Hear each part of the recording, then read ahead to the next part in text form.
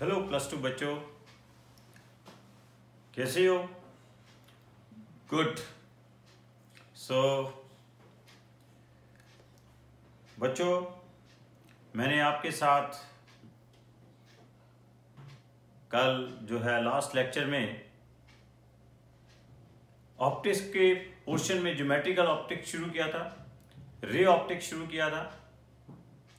तो रे ऑप्टिक्स में मैंने क्या बताया था कि ऑप्टिक्स को हमने दो पार्ट्स में डिवाइड किया है। एक रे ऑप्टिक्स है, वेव ऑप्टिक्स है। जब लाइट के लिए आपके पास ऐसा सरफेस आ जाए जिसकी डायमेंशंस क्या है, wavelength of the light is very very large, in that case we will consider the light as a rays, और उसे हम रे के साथ कंसिडर करेंगे। That portion of the light is called geometrical optics और ray optics. और जहां पे लाइट की wavelength is comparable to the size of the object है, in that case the light will be considered in the form of waves, and that will be discuss in wave optics. In geometrical optics we will discuss, I told you, reflection, the properties of reflection and refraction, and with the help of waves we can discuss the properties of light, refraction, reflection, interference, polarization and diffraction। सभी phenomena क्या होंगे, wave optics से discuss हो जाएंगे। तो मैंने आपको क्या कहा था कि लाइट रे ऑप्टिक्स में will consider it as a rays, number of bundle of rays is here called beam of light. अगर बीम ऑफ लाइट किसी मीडियम में से, it can pass in air, it can pass in solids और liquids में भी travel कर सकती है। अगर कहीं पे लाइट ट्रेवल कर रही है और उसकी इंटेंसिटी चेंज नहीं होती, स्ट्रेट लाइन में ट्रेवल कर रही है, तो that medium is called transparent medium. अगर ऐसा मीडियम जिसमें आपके पास लाइट ट्रेवल कर रही है लेकिन उसकी इंटेंसिटी कम होती जा रही है, तो I told you that is called transparent medium. और ऐसा मीडियम जिसमें लाइट पास ही नहीं कर सकती, that is called opaque medium. और आई टोल्ड यू कि व्हेन किसी सरफेस के ऊपर एक बीम ऑफ लाइट फॉल करती है, parallel beam of light fall करती है, तो अगर वो रिफ्लेक्शन के बाद क्या है, पैरेलल ही रहती हैं, तो that surface is called regular surface, और that is called regular reflection, और that is called specular reflection. अगर सपोज कर लीजिए एक पैरेलल बीम ऑफ लाइट किसी सरफेस के ऊपर फॉल करने के बाद इट नॉट रिमेन्स पैरेलल, तो दैट इज कॉल्ड irregular और diffuse reflection। उसके बाद I have explained you the laws of reflection। क्या कहा था मैंने? Incident ray, reflected ray, normal lie in the same plane, angle of incidence is equal to the angle of reflection।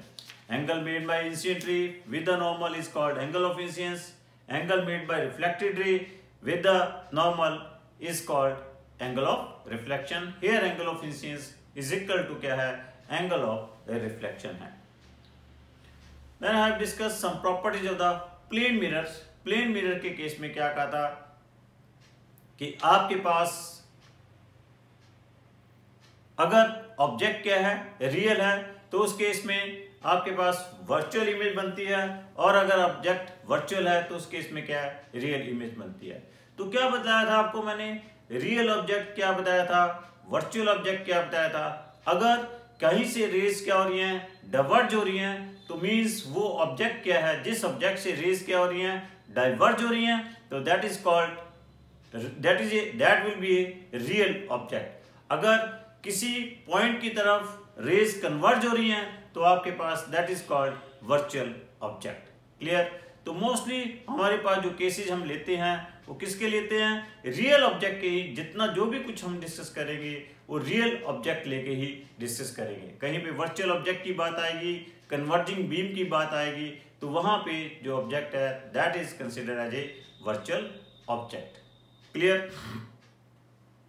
I told you कि converging beam क्या होती है, diverging beam क्या होती है। अगर किसी पॉइंट से रेज जा रही है, they are not meeting any point, तो वो क्या होगी, डाइवर्जिंग बीम होगी। अगर कोई रेज आ रही है और किसी एक पॉइंट के ऊपर मीट कर रही है तो that is called converging beam. अगर रेज ना तो इनिशियली मिल रही ना फाइनली मिल रही, that is called that will be the parallel beam of light. उसके बाद मैंने आपके पास एक्सप्लेन किया था कि इमेज क्या होती है, the point where actually two reflected, the point where two reflected और refracted ray actually meet or appear to meet, at that point image is formed. If they are actually meeting, in that case real image is formed. If they are appear to meet, in that case it is said virtual image is formed. तो जैसे मैं यहाँ पे बता रहा हूँ कि आपके पास जो कनकेव जो आपके पास प्लेन मिरर है उसमें जो है वर्चुअल इमेज बनती है। कनकेव मिरर में एक्सेप्ट वन केस हमेशा क्या होगी, रियल इमेज बनेगी। जब ऑब्जेक्ट को पोल और फोकस के बीच में रखते हो तो उस केस में क्या है, आपके पास वर्चुअल इमेज बनती है। कन्वेक्स मिरर में we always get the virtual image. Convex lens में we always get real image except one case when object is placed between optical centre and focus. और कनकेव लेंस में we always get virtual image. और क्या है, मैंने क्या बताया था कि रियल इमेज हमेशा क्या होती है, इन्वर्टेड होती है, और वर्चुअल इमेज क्या होती है, इरेक्ट होती है। रियल इमेज क्या होती है, इन्वर्टेड होती हैं, और वर्चुअल इमेज हमेशा क्या होती है, इरेक्ट होती हैं। और रियल इमेज हमेशा क्या होता है, they are form outside the lens और मिरर। जो वर्चुअल इमेज होती हैं they always form inside the lens और मिरर। क्लियर? तो जस्ट रिमेंबर इतनी सी बात आपको ख्याल रखोगे तो आपको पता चल जाएगा कि इमेज रियल है या वर्चुअल है। तो मैं एक बार फिर रिपीट कर देता हूं। रियल इमेजेस क्या होते हैं, जहां पे दो रिफ्लेक्टेड या रिफ्रैक्टेड रे एक्चुअली मीट कर रही हैं, at that point real image is form. If they are not actually meeting, in that case virtual image is form. Real images are always inverted, virtual image हमेशा क्या होती हैं, erect होती हैं। In case of in mirror real images are always form inside the outside the mirror और lens, लेकिन virtual images are forming inside the mirror और lens. Clear? And remember कि आपके पास जो कनकेव मिरर है और कन्वेक्स लेंस है उनके जो फोकल पॉइंट होते हैं वो रियल होते हैं, और जो कन्वेक्स मिरर है और कनकेव लेंस है उनके फोकल पॉइंट्स क्या हैं, वर्चुअल हैं। ये छोटी छोटी सी आप इसमें याद रखना बातें, तो these are very very important. अगर ये आप सभी बातें याद रखोगे आपको रे ऑप्टिक्स में किसी तरह की दिक्कत आने वाली नहीं है। तो क्या मैं प्रॉपर्टीज आपके साथ डिस्कस कर रहा था,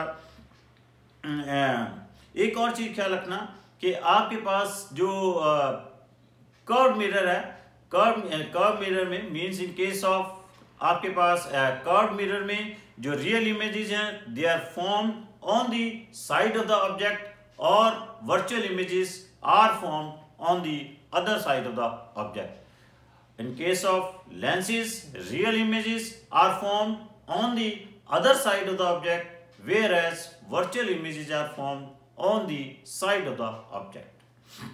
तो ये 5 और 6 पॉइंट्स हैं regarding real images and virtual images for mirrors as well as lenses. तो इनको आपने याद रखना है। तो ये छोटी छोटी सी बातें आप याद रखोगे तो रे ऑप्टिक्स में आपको किसी तरह की दिक्कत आने वाली नहीं है। तो मैं आपके साथ कुछ प्रॉपर्टीज डिस्कस कर रहा था ऑफ द प्लेन मिरर। तो क्या कहा था कि प्लेन मिरर में हमारे पास क्या है, हमेशा वर्चुअल इमेज ही बनती है, एक्सेप्ट अगर आपके पास ऑब्जेक्ट ही क्या हो, वर्चुअल हो, तो उस केस में क्या होगी, रियल इमेज बनेगी। जैसे ये आपके पास क्या है, वर्चुअल ऑब्जेक्ट है। तो क्या कहा था मैंने, वर्चुअल ऑब्जेक्ट में क्या होती है, आपके पास कन्वर्जिंग बीम होती है। This is A virtual object. तो इस वर्चुअल ऑब्जेक्ट की क्या होगी, आपके पास ये रियल इमेज बनेगी। अदरवाइज आपके पास हमेशा प्लेन मिरर में क्या होनी है, वर्चुअल इमेज बननी है। क्योंकि जब भी देखो, एक बात बता रहा हूं, जब भी nothing is mention means object को हम क्या लेकर चलते हैं, रियल ऑब्जेक्ट ही लेकर चलते हैं, बार बार लिखा नहीं होता है। अगर कोई ऑब्जेक्ट वर्चुअल होगी, वहां पे मेंशन होगा या तो कन्वर्जिंग भी मेंशन होगा या क्लियरली मेंशन होगा ऑब्जेक्ट वर्चुअल है। तो यहाँ पे हम कह सकते हैं in case of converging beam के केस में क्या है, from the plane mirror we are getting the real image. Clear? In a plane mirror जो क्या बताया था मैंने कि rays deviated by an angle 180 - 2i whereas the angle of incidence, plane mirror में एंगल ऑफ डेविएशन क्या है, 180 - 2i है। और प्लेन मिरर के ऊपर कोई रे नॉर्मली फॉल करती है तब एंगल ऑफ डेविएशन क्या होता है, 180 डिग्री होता है। क्यों? रीजन बीइंग कि नॉर्मली फॉल कर रही है, एंगल ऑफ इंसिडेंस क्या हो जाएगा, 0 हो जाएगा। Angle of incidence 0, angle of deviation क्या होता है in case of plane mirror, that is 180 - 2i। When a ray of light is falling normally, i क्या हो जाएगा, 0 हो जाएगा। In that case angle of deviation will be 180 degree. Clear? No problem at all.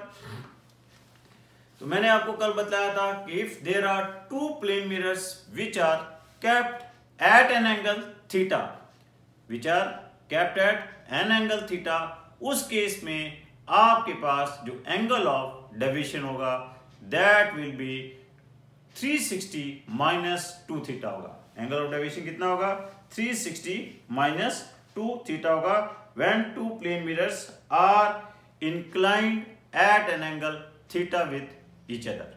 Clear? और क्या बतलाया था मैंने आपको कि in case of plane mirror distance of object is equal to क्या होता है, डिस्टेंस ऑफ इमेज होता है। जितनी डिस्टेंस के ऊपर ऑब्जेक्ट पड़ी है उतने ही डिस्टेंस के ऊपर इमेज बनती है इनसाइड द प्लेन मिरर। और जिस कारण क्या है, if object is approaching the plane mirror with speed u, in that case the image will relative velocity of the image with respect to object will be twice of u होगा। Clear? और क्या कहा था कि plane mirror में virtual image होती है लेकिन लेटरली इन्वर्टेड होती है। वर्चुअल इमेज होती है लेकिन क्या होती है, लेटरली इन्वर्टेड होती है। एंड आई टोल्ड यू कि अगर किसी प्लेन मिरर से if you want to see the full size of an object, अगर किसी ऑब्जेक्ट का फुल साइज आपने ऑब्टेन करना है तो minimum size of the plane mirror should be equal to half of the size of the object. If you have to get the full image of an object from a plane mirror, then minimum size of the plane mirror should be equal to half of the size of the object. Plane mirror की मैंने क्या बताए थे, focal length क्या होती है, infinite होती है। पावर क्या होती है, power of a plane mirror क्या होती है, 0 होती है। और मैंने आपको बतलाया था कि अगर if there are two plane mirrors, अगर आपके पास 2 प्लेन मिरर्स हैं एंड और उनके बीच में एंगल थीटा है और ऑब्जेक्ट उन 2 प्लेन मिरर्स के बीच में रखते हो तो multiple image will be form, multiple images will be form due to multiple reflections. तो आई टोल्ड यू कि अगर इसमें 2π/θ even है, if 2π/θ is even, then number of images formed will be 2π/θ -1। और अगर थीटा आपके पास ओड है तो उस केस में मैंने 2 केसेस बताए थे, सिमेट्रिकल एंड असिमेट्रिकल। अगर 2π/θ ऑड है, सिमेट्रिकल के केस में क्या कहा था कि number of images form will be 2π/θ -1। Asymmetrical के केस में number of images will be form 2π/θ।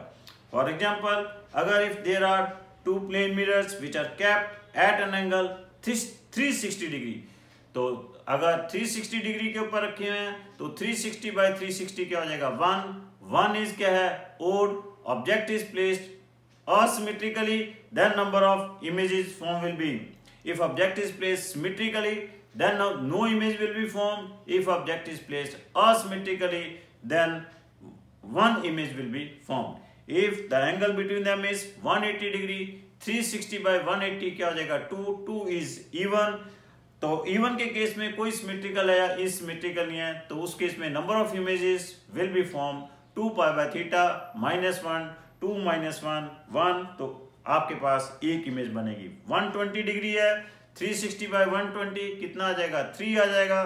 3 के केस में 3 क्या है ओड है, तो सिमेट्रिकल केस में 2 इमेज बनेगी, एसिमेट्रिकल के केस में 3 इमेज ही बनेगी। अगर 90 डिग्री है दो प्लेन मिरर्स के बीच में एंगल, तो 360 बाय 90 4 आ जाएगा, 4 इज इवन। तो आपके पास अगर इवन के केस में number of images formed are 2 pi by theta -1 means 4 -1, कितनी नंबर ऑफ इमेजेस बनेंगी 3 इमेजेस बनेंगी। एक क्वेश्चन देखिए, बहुत अच्छा क्वेश्चन है। कहता है rays of light are incident on a plane mirror at 45 degree. Rays of light are incident on a plane mirror at 45 degree. At what angle with the first should a second plane mirror be placed such that rays emerge from the second mirror parallel to the first mirror? तो एक बार फिर सुन लीजिए question. आपके पास दो plane mirror, एक plane mirror है, उस प्लेन मिरर के ऊपर एक ray of light is falling at an angle of 45 degree. कहता है at what angle with the first should a second plane mirror be placed such that rays emerge from the second mirror will be parallel to the first mirror.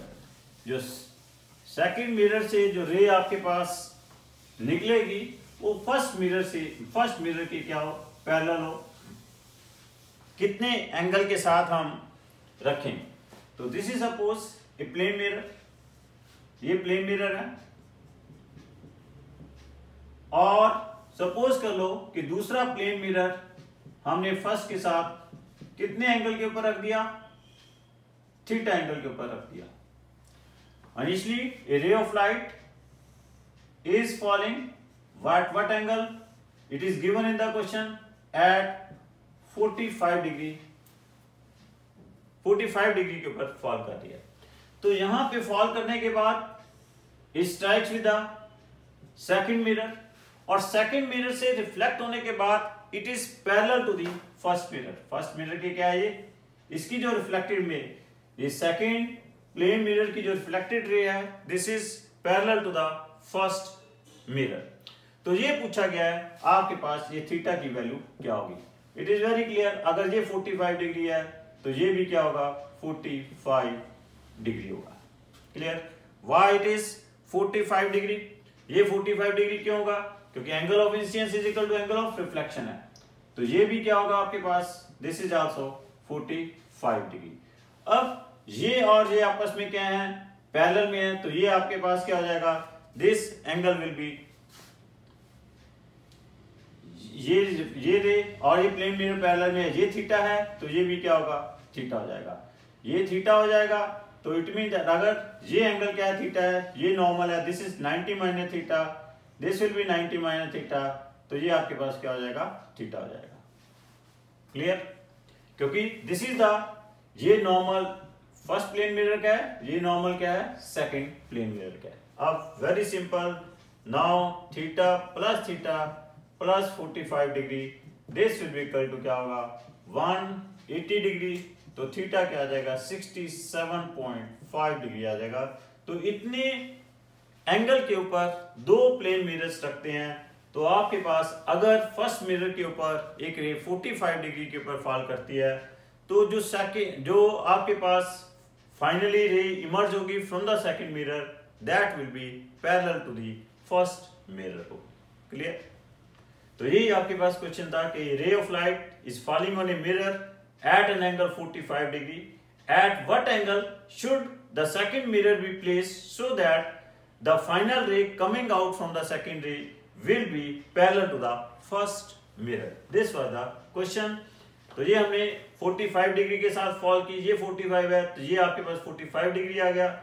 ये theta angle हमने suppose कर लिया, ये theta है क्योंकि ये रे बाहर आ रही है सेकंड मिरर से, वो फर्स्ट मिरर के क्या है पैरेलल है, तो ये थीटा है, तो ये थीटा है क्योंकि ये दोनों रेज क्या है ये दोनों लाइंस क्या है, पैरेलल है। ये थीटा है तो ये एंगल 90 माइनस थीटा होगा, क्योंकि ये नॉर्मल है। ये 90 माइनस थीटा होगा, ये 90 माइनस थीटा होगा तो ये थीटा होगा।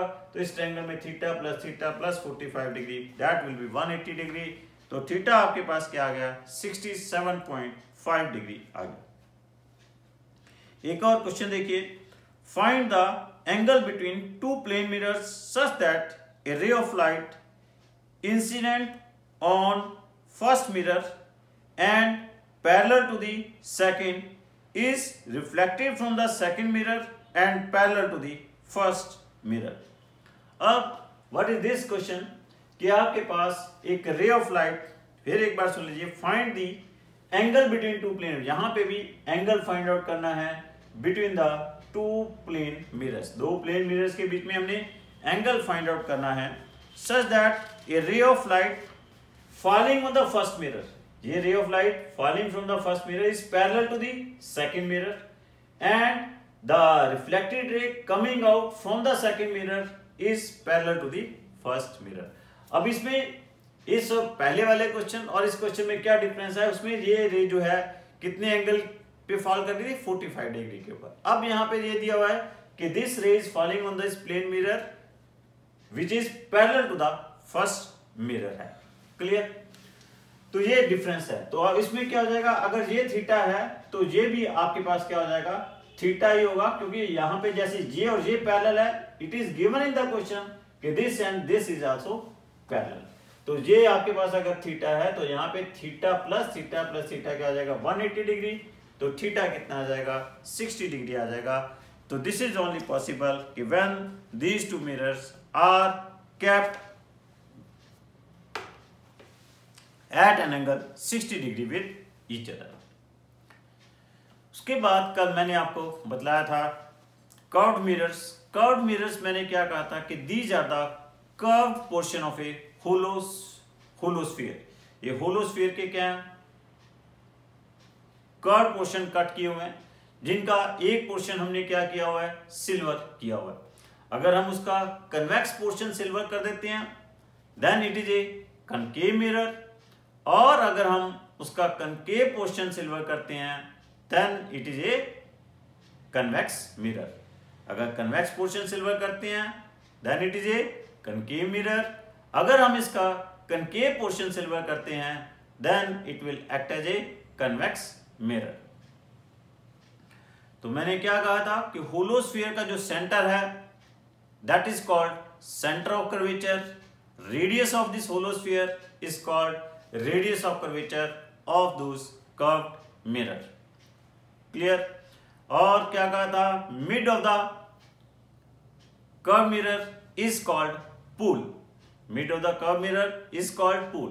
length of the curved mirror means उनके जो दो edges हैं उनका जो length है that is called its linear aperture। Clear, और वो जो edges center of curvature के ऊपर जो एंगल डिस्क्राइब कर रहे हैं that is called angular aperture। line joining to the pole and center of curvature क्या कहा था, that is called principal axis। Clear, और कहा था कर्व मिरर के केस में अगर कोई ray parallel to the principal axis है, रिफ्लेक्शन के बाद जहां पे वो प्रिंसिपल एक्सिस के ऊपर मीट करेगी that point is called focal point.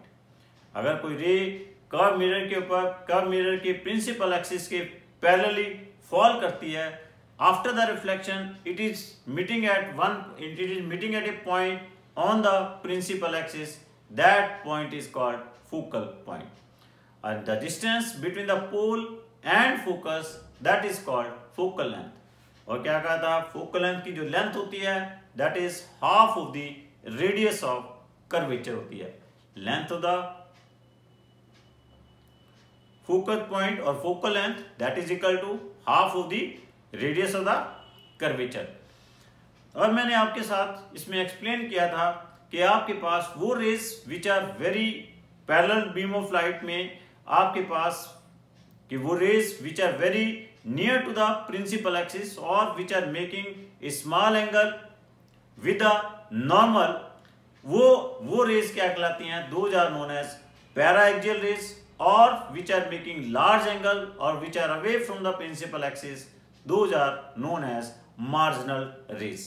और जब parallel beam of light curve mirror के ऊपर फॉल करती हैं, पैरा एक्सियल रेज और marginal rays, they are not after the reflection meeting at one point, they are meeting at different point on the principal axis. तो इस case में क्या है, वी आर सेइंग कि we are having different focal points for the curved mirror. So this type of aberrations in the spherical mirror is called is known as spherical aberration. In spherical aberrations को remove करने के लिए मैंने आपको क्या बताया था कि हम parabolic mirror use कर लेते हैं.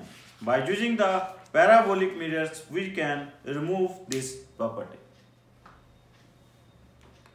We can remove this aberrations और दिस डिफेक्ट। उस केस में क्या होगा, जो भी आपके पास जितनी भी पैरेलल बीम ऑफ लाइट होंगी, they are meeting only one point on the principal axis. उस केस में आपके पास जो फोकल पॉइंट होगा वो एक ही होगा। क्लियर? अब यहाँ पे एक बड़ी इंपॉर्टेंट बात है, what is that? That is the sign convention. Sign convention आपको क्या कहा था, क्या बताया था मैंने कि जितने भी डिस्टेंसेस हैं, all the distances are measured from the pole of the mirror or optical center of the lens. All the distances are measured from the pole of the mirror or optical center of the lens. Clear? The distance is measured in the direction of, means distance is measured in the direction of incident ray is taken as positive and against the incident ray is taken as negative. Mean जैसे ये पोल है, ये आपके पास कोई भी आपके पास point है, suppose कर लो ये F है, ये आपके पास एक रे इधर से ऐसे जा रही है, तो आपके पास जो डिस्टेंस है कहां से मेजर करना है, P पॉइंट से मेजर करना है। अगर आपके पास ये लेंस है और ये लेंस का क्या है, ऑप्टिकल सेंटर है, ये इंसिडेंट रे है, अगर आपने सपोज कर लो ये कोई डिस्टेंस मेजर करना है, ये F है, या ये कोई डिस्टेंस मेजर करना है F पॉइंट, इधर भी क्या है, कोई ये इस तरफ कोई डिस्टेंस है, दैट इज F पॉइंट है, तो आपके पास जो PF डिस्टेंस है, इधर वाला जो डिस्टेंस है वो हमारे पास क्या होगा, नेगेटिव होगा, इधर वाला डिस्टेंस क्या होगा, पॉजिटिव होगा। इस केस में भी जो इधर वाले डिस्टेंस होंगे वो क्या होंगे, नेगेटिव होंगे, और जो इधर वाले डिस्टेंसेज होंगे वो क्या होंगे, पॉजिटिव होंगे। क्लियर? तो distance measured in the direction of incident ray is taken as positive, against the incident ray is taken as negative. अब ऐसे जो इधर जो वाला जो डिस्टेंस मेजर कर रहे हैं ये नेगेटिव होगा, क्यों, आपके पास रे इधर जा रही है, और डिस्टेंस मेजर कहां से करना है, पोल और ऑप्टिकल सेंटर के केस में। जब इधर वाला डिस्टेंस मेजर करेंगे that is measured in the direction of incident ray, so it is taken as positive.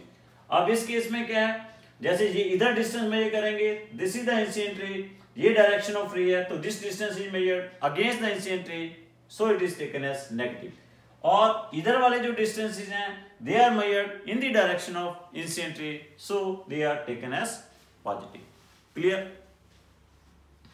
और रिमेंबर कि आपके पास ऑब्जेक्ट की साइड वाले डिस्टेंसेस क्या होते हैं, नेगेटिव होते हैं, और ऑब्जेक्ट की दूसरी साइड वाले डिस्टेंसेस क्या होते हैं, दूसरी साइड वाले डिस्टेंसेस क्या होते हैं, पॉजिटिव होते हैं। सिंपल सी बात रखो, जिधर ऑब्जेक्ट रखी हुई है और ऑब्जेक्ट की तरफ वाले जितने भी आप डिस्टेंस मेजर करोगे वो सारे आपके पास डिस्टेंस क्या होंगे, नेगेटिव होंगे, और ऑब्जेक्ट के दूसरे साइड वाले डिस्टेंसेस क्या होंगे, आपके पास पॉजिटिव होंगे। क्लियर? इतनी सी अपनी बात याद रखनी है। और याद रख लो, in case of concave mirror and convex lens, focal length हमेशा क्या होगी आपके पास, in case of concave mirror and concave lens focal length क्या होगी, नेगेटिव होगी। कन्वेक्स मिरर और कन्वेक्स लेंस की जो फोकल लेंथ होगी वो क्या होगी, पॉजिटिव होगी। कन्वेक्स मिरर और कन्वेक्स लेंस की जो फोकल लेंथ है that will B positive. And और क्या है, ये जैसे प्रिंसिपल एक्सिस है, प्रिंसिपल एक्सिस के ऊपर की तरफ वाले जो डिस्टेंस होंगे वो पॉजिटिव होंगे, height measured above the principal axis is taken as positive, whereas below the principal axis is taken as negative. Height measured above the principal axis is taken as positive and height measured below the principal axis is taken as negative. तो ये आपके पास छोटी छोटी सी चीजें हैं जिनको आप याद रख लोगे तो आपको किसी तरह की दिक्कत आने वाली नहीं है। तो इनको आपने डायरेक्ट इनको कोशिश करना है, इन सबको डायरेक्ट आप याद रखो। एक में आपके पास कर्व मिरर के लिए I want to derive a relation between its object distance, image distance and its focal length. Curve mirror के लिए there is a relation between object distance, image distance and its focal length. Focal length इसके बीच में हम एक relation drive करना चाह रहे हैं। तो क्या होगा कि सपोज कर लीजिए ये आपके पास क्या है, कनकेव मिरर है, ये इसका क्या है, पोल है, this is the focus, this is its centre of curvature. Clear.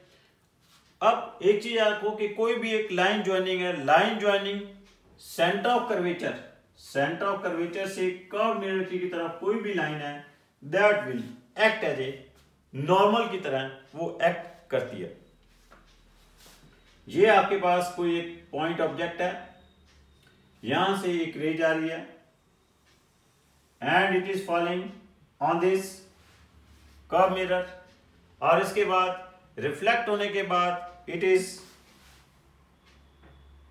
ऐसे ये रिफ्लेक्ट हो रही है।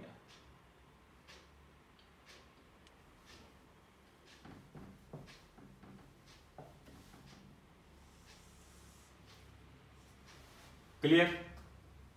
तो ऑब्जेक्ट का अब और एक रे प्रिंसिपल एक्सिस के लॉन्ग जा रही है, कोई रे प्रिंसिपल एक्सिस के लॉन्ग जा रही है, principal axis will act as a normal, तो वहीं से आपके पास रे क्या हो जाएगी, रिफ्लेक्ट बैक हो जाएगी।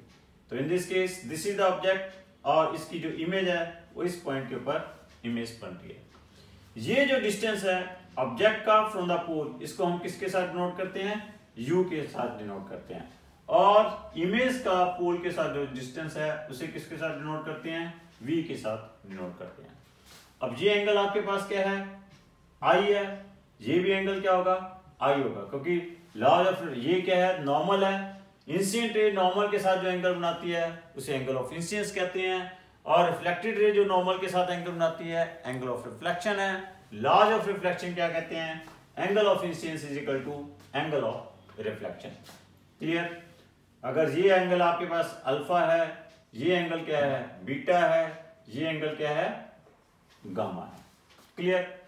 अगर हम इस पॉइंट को आई एम कंसिडरिंग, कोई भी पॉइंट लेता हूं, एम कंसिडर कर लेते हैं, अगर इन ट्रायंगल OMC ट्रायंगल में एंगल बीटा किसके बराबर होगा, that will be equal to alpha plus I के बराबर होगा। In triangle OMC angle beta is equal to alpha plus I के बराबर होना है। तो यहां पे आपके पास आई जो एंगल आ जाएगा दैट विल बी क्या आ जाएगा, बीटा माइनस अल्फा आ जाएगा। Clear. In triangle now OMI, in triangle OMI what's about gamma, angle gamma किसके बराबर हो जाएगा, that will be equal to angle gamma will या in triangle we take MCI, in triangle MCI angle gamma जो होगा that is equal to beta plus I होगा। तो यहां पे हम आई क्या कह देंगे, that is equal to gamma minus beta. I जो एंगल आ जाएगा that will be gamma minus beta. इन दोनों इक्वेशंस को इक्वेट कर दें तो यहां से क्या आ जाएगा, beta minus alpha is equal to gamma minus beta. From here we can say 2 beta is equal to gamma plus alpha आ जाएगा। 2 beta is equal to gamma plus alpha. अब देखिए यहां पे अगर मैं एक परपेंडिकुलर ड्रॉ करता हूं, let this is a perpendicular MN, here N is very very close to P।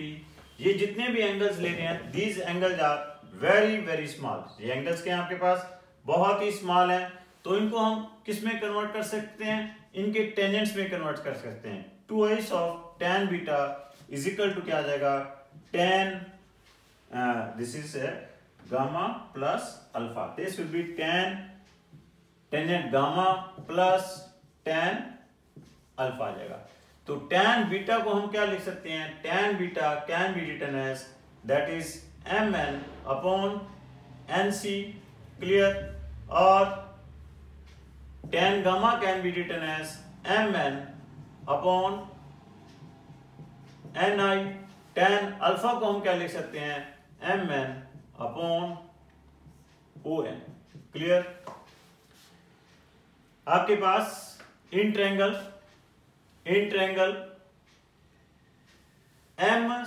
MNC, triangle MNC में tan बीटा क्या आ गया, mn upon nc। In triangle MNI में tan गामा क्या आ गया, mn अपॉन ni।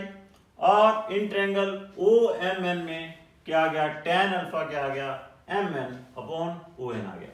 यहाँ पे सारा mn कैंसल आउट हो जाएगा, n is very close to p, तो ये क्या लिखा जाएगा, twice of pc is equal to 1 upon pi plus क्या होगा, OP होगा, क्लियर। pc क्या है, that is the distance of, that is the radius of curvature, pc क्या है, r है, pi क्या है, डिस्टेंस ऑफ इमेज है, OP क्या है, डिस्टेंस ऑफ ऑब्जेक्ट है, तो क्या आ गया, 2/r is equal to 1/b plus 1/u। 2/r को r/2 क्या है, that is equal to focal length of the mirror, तो 1/f is equal to 1/b plus 1/u आ गया। So this is the relation between focal length, distance of image and distance of object for this concave mirror. यही relation convex mirror के लिए होगा। Simple board examination में 3 marks का question आ सकता है कि drive the relation between focal length of the lens, distance of object and distance of image for the concave mirror. Concave mirror के लिए आपने ये डिराइव करना है, क्लियर। तो एक बार फिर देख लीजिए, या आपके पास ये भी आ सकता है कि drive the relation between radius of curvature, distance of object and distance of image. तो एक बार फिर देख लीजिए, मैंने कोई ऑब्जेक्ट ले ली, वहां से कोई रे ले ली जो कि कर्व मिरर के ऊपर फॉल कर रही है, रिफ्लेक्शन के बाद इस पॉइंट में से पास कर रही है, तो एंगल ऑफ इंसिडेंस आई है, एंगल ऑफ रिफ्लेक्शन भी आई है। एक रे मैंने अलोंग द नॉर्मल लेगी जो कि रिफ्लेक्ट बैक सेम पाथ के अलोंग कर रही है, तो that is meeting means here two reflected rays meeting at this point, here image is formed, I is the image। फिर मैंने क्या किया, 2 ट्रायंगल्स ले ली, पहले एक ट्रायंगल क्या ले ली, OMC ले ली, जिसमें आपके पास I किसके बराबर आ गया, अल्फा, I किसके बराबर आ गया, बीटा माइनस अल्फा के बराबर आ गया। फिर मैंने ट्रायंगल MCI ले ली, वहां से I किसके बराबर आ गया, गामा माइनस बीटा के बराबर आ गया। इन दोनों इक्वेशंस को इक्वेट कर दिया तो क्या आ गया, 2 बीटा इज इक्वल टू क्या आ गया, गामा प्लस अल्फा आ गया। फिर मैंने क्या किया, पहले अल्फा बीटा गामा की वैल्यू कहां से रख दी, इन ट्रायंगल OMN से tan अल्फा की वैल्यू रख दी, that is mn upon ON। फिर ट्रायंगल MCN से tan बीटा की वैल्यू रख दी, वो क्या आ गई, mn अपॉन CN। फिर इन ट्रायंगल MIN से tan गामा की वैल्यू रख दी, वो क्या है आपके पास, mn अपॉन IN आ गई, क्लियर।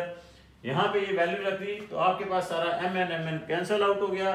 पहले ही मैंने बता दिया this aperture is very small, तो n is very close to p, n जो है वो p के काफी क्लोज है, तो n को p से रिप्लेस कर दिया, 2/pc 1 upon pi plus 1 upon OP बन गया।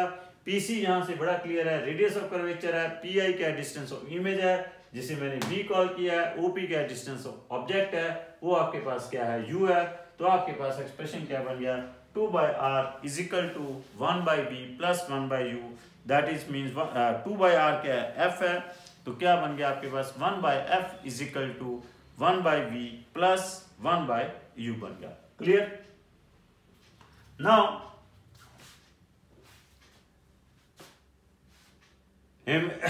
रिमेंबर, अगर देखिए आपके पास कोई भी रे जो है, कोई भी रे any ray which is falling parallel to the principal axis on the curved mirror. कब मिरर हो चाहे लेंस हो, प्रिंसिपल एक्सिस के ऊपर कोई भी रे पैरेलल है, कोई भी इंसिडेंट रे प्रिंसिपल एक्सिस के क्या है, पैरेलल है, तो आफ्टर रिफ्लेक्शन और रिफ्रैक्शन वो हमेशा किस में से पास करेगी। ये कुछ बेसिक पॉइंट्स हैं रे डायग्राम प्लॉट करने के लिए। जस्ट टू प्लॉट दी रे डायग्राम, ये आपने कुछ पॉइंट्स याद रखने हैं।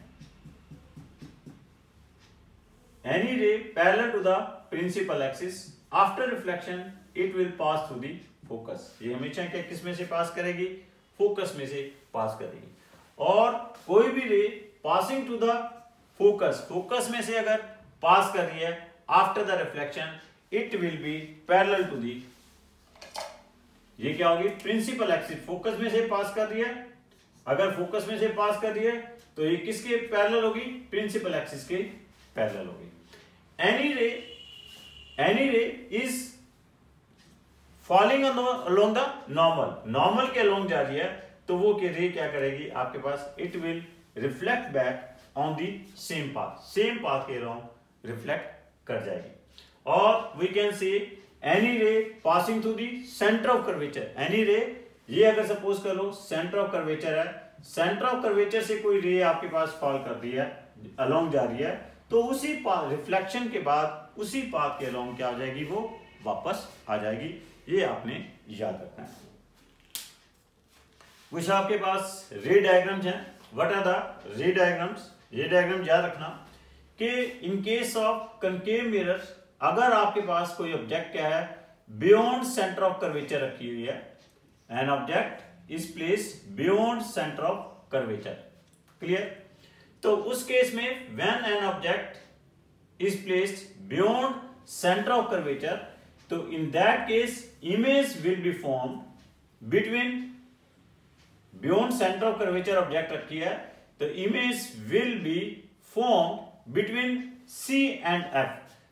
जो इमेज जो होगी वो सी और एफ के बीच में इमेज बनेगी, जिस इमेज का साइज क्या होगा, स्मॉल होगा और इन्वर्टेड होगी, रियल होगी, इन्वर्टेड होगी, रियल होगी, स्मॉल इन साइज होगी। It will be form between F and see when object is placed between, कहां पे रखी है, बियॉन्ड सेंटर ऑफ कर्वेचर रखी है।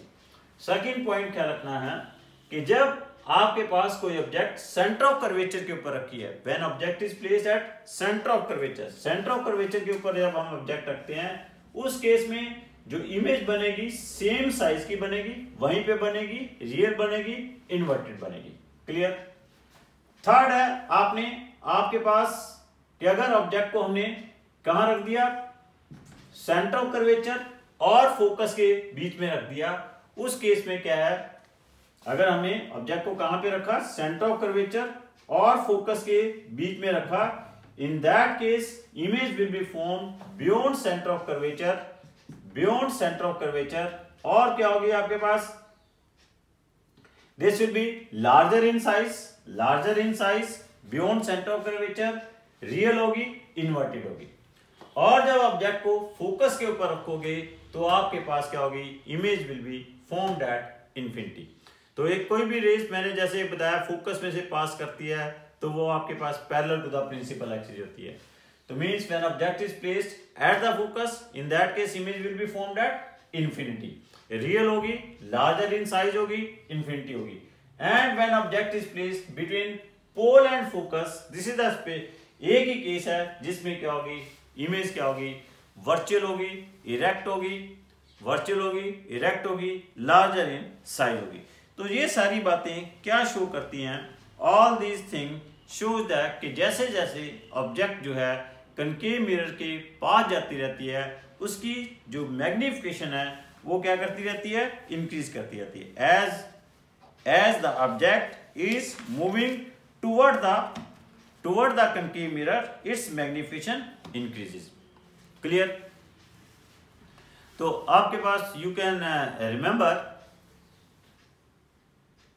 आप याद रख सकते हो कि when object is placed beyond center of curvature, तो उस केस में इमेज कहां पे बन रही है, beyond center of curvature, when object is placed beyond center of curvature, image will be formed between pole and focus, smaller in size, real, inverted. real है तो inverted होगी.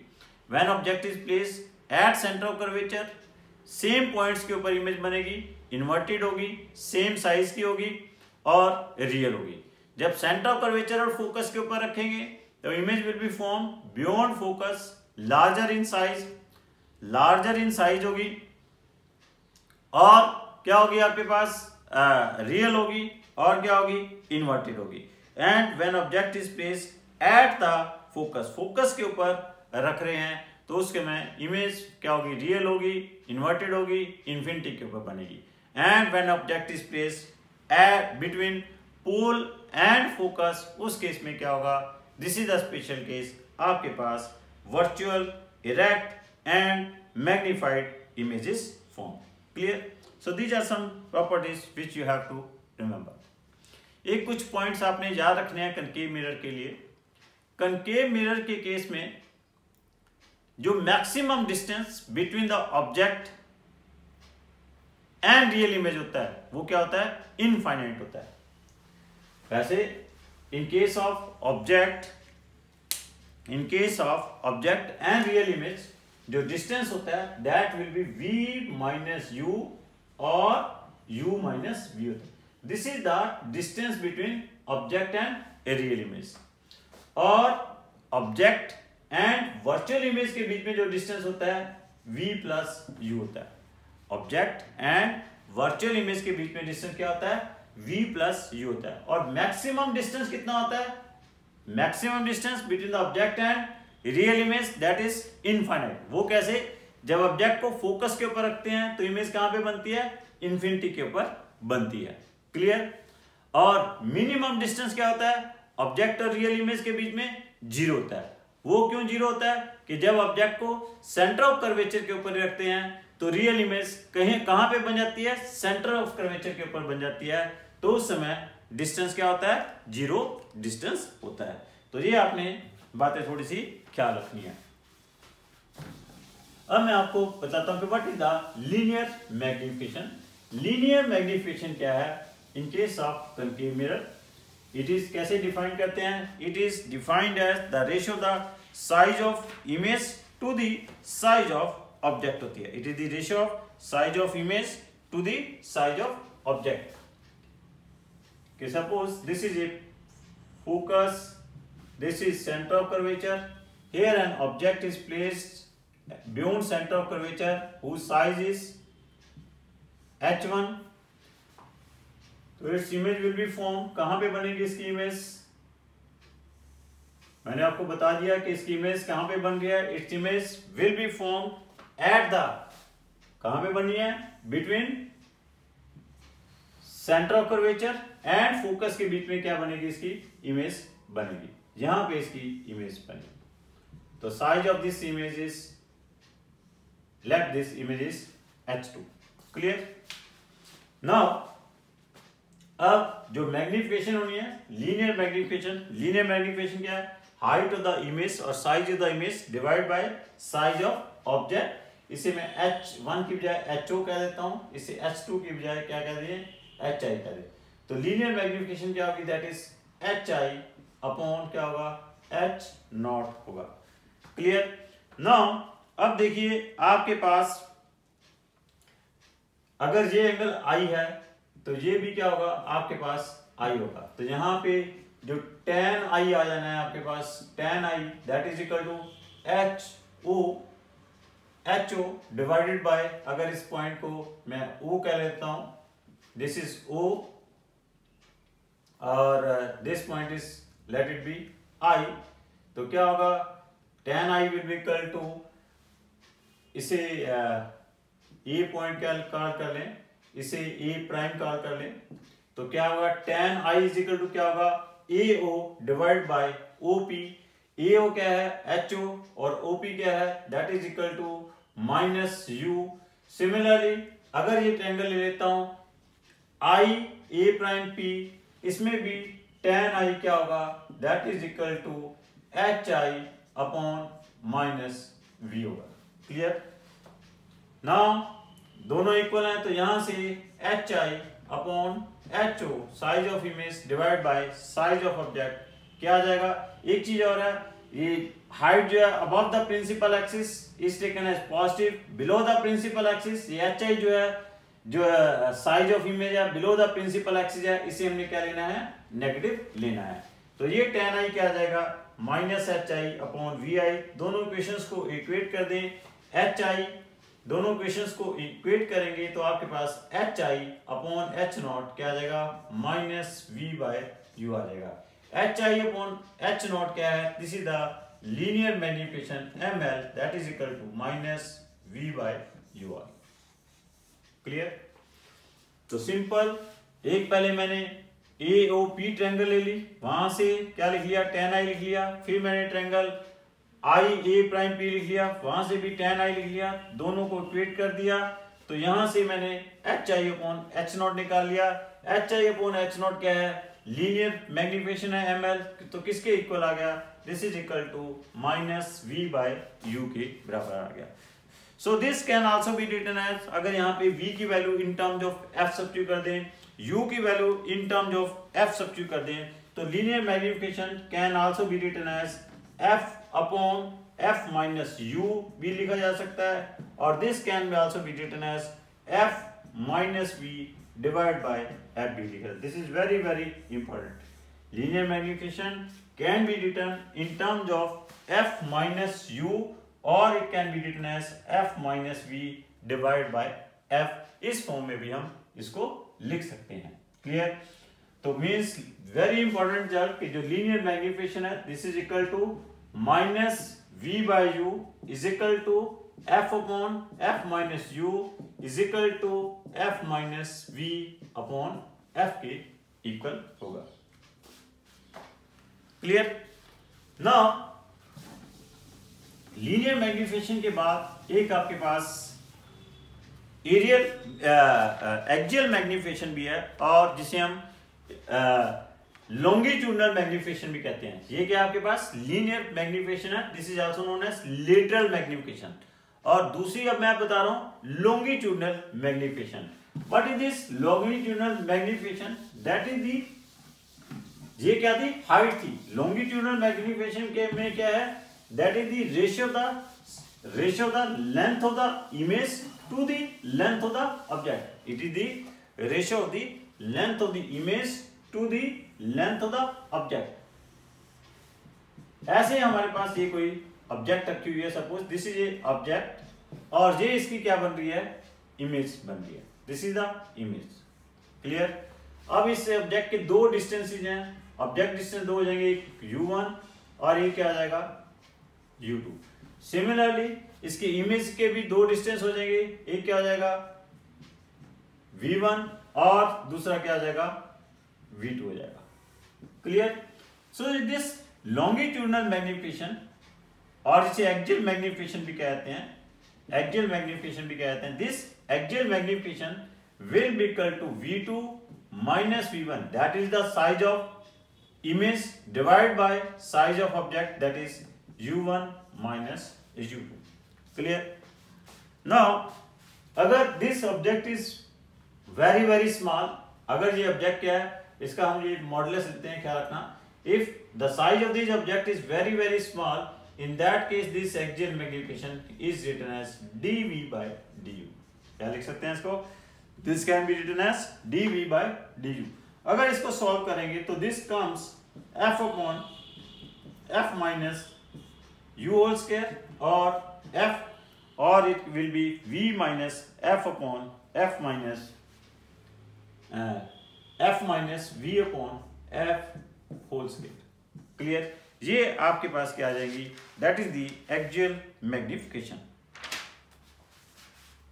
ये क्या है, एक्सियल मैग्निफिकेशन। ये जब बस रिमेंबर कि this formula is only for, ये फॉर्मूला जो है स्मॉल ऑब्जेक्ट्स के लिए, अदरवाइज क्या है, this is v2 minus v1 divide by u1 minus u2 है। आया कैसे, अगर स्मॉल ऑब्जेक्ट्स है v2 माइनस v1 को क्या लिख सकते हैं, this length can be taken as dv और this length can be taken as du। आया कैसे ये कि 1 by f is equal to क्या है, 1 by v plus 1 by u है। इसको u के साथ डिफरेंशिएट कर दिया या v के साथ डिफरेंशिएट कर दिया, तो आपके पास जब डिफरेंशिएट करोगे ये तो कांस्टेंट है, इसकी focal length of the mirror क्या कांस्टेंट है, इसकी डिफरेंशिएशन क्या आ जाएगी 0 आ जाएगी। जब v के साथ डिफरेंशिएट कर रहे हैं तो ये क्या बन जाएगा -1/v² बन जाएगा, और इसकी डिफरेंशिएशन क्या आ जाएगी -1/u² इनटू क्या आ जाएगा इनटू क्या आ जाएगा du/dv आ जाएगा। When we are differentiating it with respect to v, तो ddv of 1/v is equal to क्या होगा ddv of this is 1/v plus ddv of 1/v। ddv of 1/f क्या है 0 आ जाना है क्योंकि कांस्टेंट है। ddv of 1/v क्या आ जाएगा -1/v² आ जाएगा। ddv of 1/u क्या आ जाएगा -1/u² इनटू क्या होगा du/dv। तो यहां से dv/du सॉल्व करोगे, दिस कम्स इक्वल टू क्या आ जाएगा v²/u² आ जाएगा। This comes equal to this is equal to क्या आ जाएगा -v²/u² आ जाएगा, और दैट इज इक्वल टू क्या आ जाएगा f/f - u का होल स्क्वायर और f - v/f का होल स्क्वायर आ जाएगा। This is about the longitudinal magnification, और जिसे हम क्या कहते हैं एक्सियल मैग्निफिकेशन भी कह देते हैं। नेक्स्ट आपके पास है superficial magnification. What is this superficial magnification? अगर कोई आपके पास ऐसे ऑब्जेक्ट रखी हुई है, if N object is placed in this way, और इसकी इमेज भी ऐसे बन रही है, this is the image formed of this object. ये ऑब्जेक्ट है, ये क्या है इमेज है।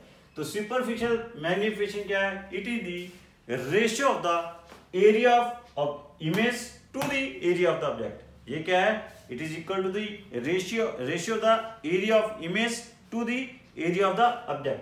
This is also equal to the linear magnification scale आएगी।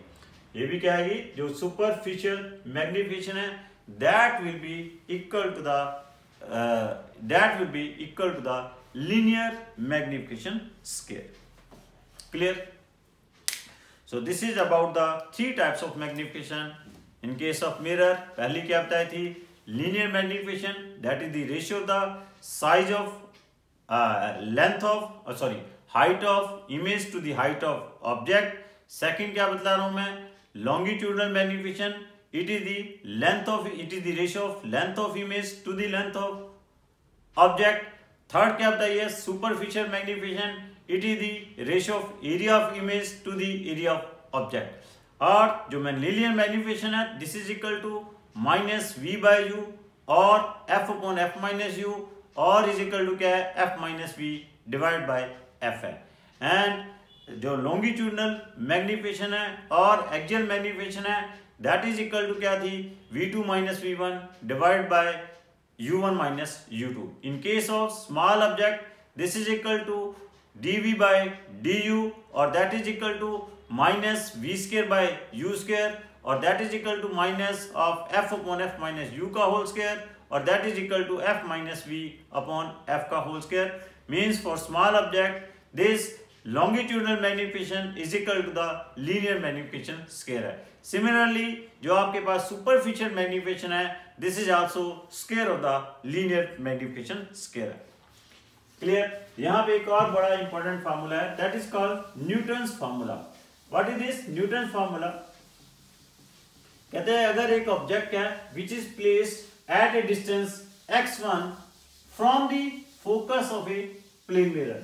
An object is placed at a distance x1 from the focus of a plane mirror, then its real image is formed at a distance x2 from its focus.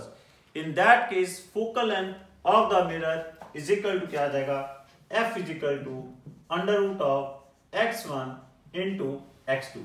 What is your x1? x1 is the distance of object. कहां से है? ये जो object का distance है कहां से? Distance object from focus है, फ्रॉम फोकस। क्लियर? x2 क्या है? That is the distance of image है, that is the distance of image कहां से है? From the focus. क्लियर? तो in that case distance of image भी क्या है साथ में, रियल इमेज। कौन सी इमेज है, रियल इमेज। उस केस में focal length of the lens क्या आएगा, under root of x1 into x2। मतलब यहां पे जो u है that is minus of f plus x1 है। अब रियल इमेज है तो v भी नेगेटिव होगा, तो v क्या है, minus of f plus x2 है। तो इसकी अगर हमने सॉल्व करना है तो 1/f क्या बताया अभी, 1/v प्लस 1/u। यहाँ पे v और u की वैल्यू सब्स्टिट्यूट कर दीजिए, सॉल्व कर लीजिए, तो आपके पास f की वैल्यू क्या आ जाएगी, that is equal to under root of x1 into x2 आ जाएगा। क्लियर। कर्व मिरर के लिए आपके पास एक और रिलेशन है, that is the velocity of object and velocity of image. Relation between velocity of object and velocity of image, वो कैसे हम ड्राइव करेंगे।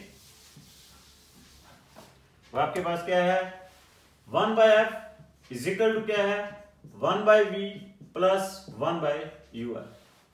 इस एक्सप्रेशन को आप टाइम के साथ डिफरेंशिएट कर दो, क्या आ जाएगा, dt of 1/f is equal to dt of 1/v plus 1/u। अब फोकल लेंथ होता मिरर क्या है, कांस्टेंट है, इसकी डिफरेंशिएशन क्या आ जाएगी, 0। अब इसकी डिफरेंशिएशन क्या होगी, माइनस 1/v स्क्वायर dv/dt। इसकी डिफरेंशिएशन क्या होगी, minus 1/u square into du/dt। What is here, dv/dt that is the velocity of image. What is du/dt? That is the velocity of object. तो क्या आ गया आपके पास, 0 is equal to minus 1/v square into क्या होगा, vi minus 1/u square, ये क्या होगा, v नॉट। तो यहां से velocity of image divide by velocity of object क्या आ गया, this is equal to minus v square by u square. So this is also very important result. Board examination में आपके पास 2 मार्क का क्वेश्चन आ सकता है कि show that the ratio of the velocity of object and velocity of image is equal to the square of linear magnification है। तो ये आपसे क्वेश्चन पूछा जा सकता है। So thank you very much बच्चों। ये आज वाला लेक्चर और कल जो मैंने कराया था वो वाला लेक्चर अच्छी तरह कल पढ़ के रहना, इसको हम आगे फर्दर डिस्कस करेंगे। ऑलमोस्ट कर्व मिरर्स खत्म हो गया है, तो कल हम रिफ्लेक्शन खत्म हो गई है, तो कल हम रिफ्रैक्शन डिस्कस करेंगे। तो छोटी छोटी सी प्रॉब्लम जो इसके ऊपर है वो भी हम नेक्स्ट लेक्चर में आपके साथ डिस्कस करेंगे। सो थैंक यू वेरी मच बच्चों।